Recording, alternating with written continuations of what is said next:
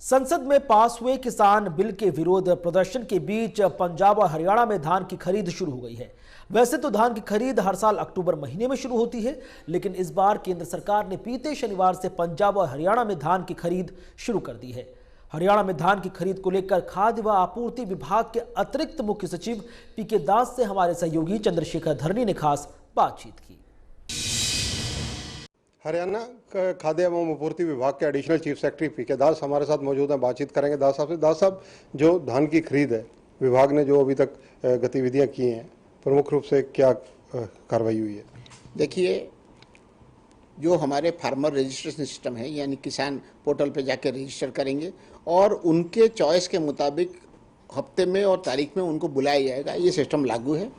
हमने 26 तारीख से 4 जिलों के मंडियों में धान की खरीद शुरू किया था और आज से सभी धान की मंडी सभी जिन जिलों में हैं वो सभी में खरीद शुरू की गई है।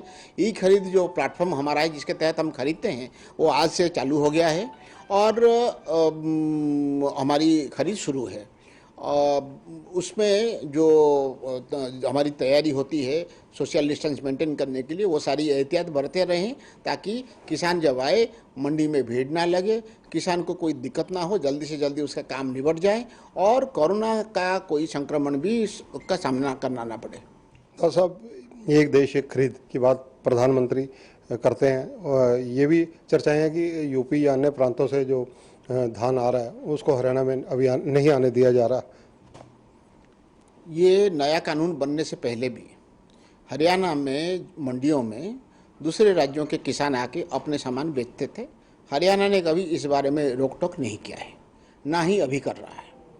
2 किस्म के धान दूसरे राज्यों से हमारे यहाँ आ सकते हैं। एक है किस्म जो हम खरीद करते हैं, सरकारी खरीद होती है। दूसरा बासमती या और किस्म जो प्राइवेट खरीद होती है। जो प्राइवेट खरीद के धान है वो अगर हमारे यहाँ आते हैं उसके कोई रोक टोक नहीं है, क्योंकि वो प्राइवेट जो प्रोड्यूसर है वो बेचना चाहता है और कोई ट्रेडर है जो उसको खरीदना चाहता है। जहाँ तक प्रोक्योरमेंट वाला वैरायटी के सवाल है, वो इसीलिए ला रहे हैं ताकि वो सरकारी एजेंसी को हरियाणा में बेच सकें। नीतिगत तौर पर हम उसको खरीदने के लिए भी राजी हैं। जो हरियाणा के किसान हैं उनको भी हम एक सिस्टम के तहत बारी बारी बुलाते हैं और तभी वो मंडी में आते हैं, वो खरीदते हैं। तो जो सिस्टम हमने हरियाणा के किसान के लिए लागू कर रखा है वो सिस्टम बाहर के किसानों के लिए भी लागू होगा। हम कोशिश कर रहे हैं कि 6 अक्टूबर से बाहर के किसान जो हमारे यहाँ आके अपने धान बेचना चाहते हैं वो अपना रजिस्ट्रेशन करें। फिर रजिस्ट्रेशन करने के बाद उनकी हम शेड्यूल करेंगे और वो आके जो उनके जिस मंडी में बेचना चाहते हैं उस मंडी में बेचेंगे, तब उनका स्वागत होगा। तो साहब, एक चीज़ और है कि आड़ती व किसानों की तरफ से एक बात आ रही है कि इंस्पेक्टरी राज की वजह से उन्हें बहुत परेशान होने पड़ रहा है। देखिए, हमने कई तरह के सिस्टम बनाए हैं जहां अगर कोई इरेगुलरिटी सिस्टम में पहले होता था वो आगे ना हो, चाहे वो इरेगुलरिटी डिपार्टमेंट के सरकारी कर्मचारियों के द्वारा होता था या आढ़तियों के जरिए होता था या मिलर के जरिए होता था। लेकिन अभी भी कहीं अगर कोई व्यतिक्रम है तो उसके बारे में तुरंत हमें सूचना दें कि ये चीज़ ऐसे हो रहा है, ये आदमी ऐसे नाजायज़ मांग कर रहा है या ये तंग कर रहा है, हम उसके बारे में तुरंत कार्रवाई करेंगे। लेकिन अगर हमें सूचना नहीं देंगे और उसके साथ शामिल हो जाएंगे, बाद में कहीं एक कहानी सुनाने जैसे कहेंगे कि वो मांग रहे थे और हमें देना पड़ा, ये सही तरीका एक अच्छे नागरिक के लिए नहीं होगा।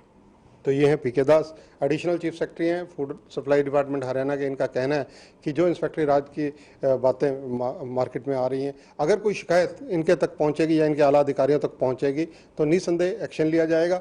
और दूसरी अहम बात इन्होंने कही कि बाहर के राज्यों से जो धान आ रही है कोई रोकी नहीं गई और 6 अक्टूबर के बाद जो है इसकी खरीद हरियाणा के अंदर पूरी तरह से होगी।